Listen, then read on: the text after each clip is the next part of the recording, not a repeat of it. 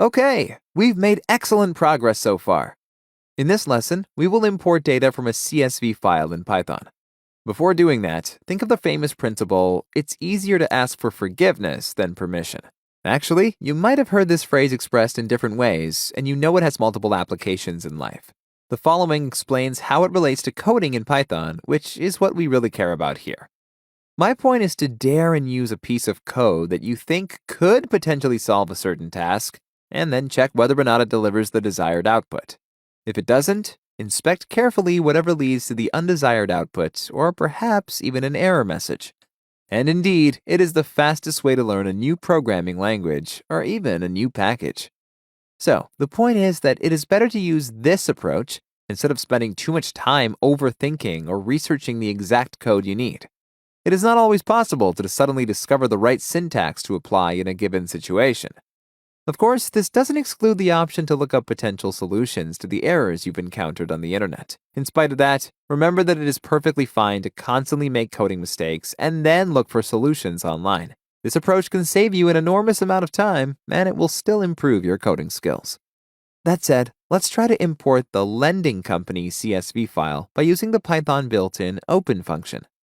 As we execute this cell, we see nothing like information presented in a tabular form, something that a CSV is inherently supposed to represent. Instead, we obtain a massive piece of text, where the values have been separated by a comma. It is also unclear where a new line begins. To prove the obtained output is just a string as opposed to an object that can represent data in tabular form, we can check the type of the text variable. See? So, what can we do to organize the same data set as a table? Probably, there is a way to achieve this with the built-in open function. However, it wouldn't work as well as a certain data import tool that has become today's go-to choice of professionals, the pandas read CSV method. To use it, we must import the pandas module first. As we are doing that, we'll use the conventional alias PD, of course. Then, consider that the pd.readCSV goes through two steps. First, it will implicitly create a data frame for us. The same would have happened if we had explicitly called the pandas DataFrame constructor method to create a data frame.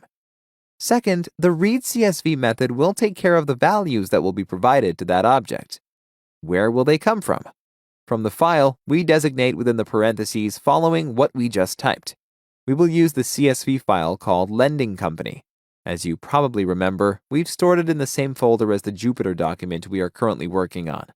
So we will either have to type the entire name lending-company.csv within quotes and within parentheses, or we can speed this up by taking advantage of the Jupyter auto-completion feature. You may also encounter it as a tab completion feature. Here's how it works.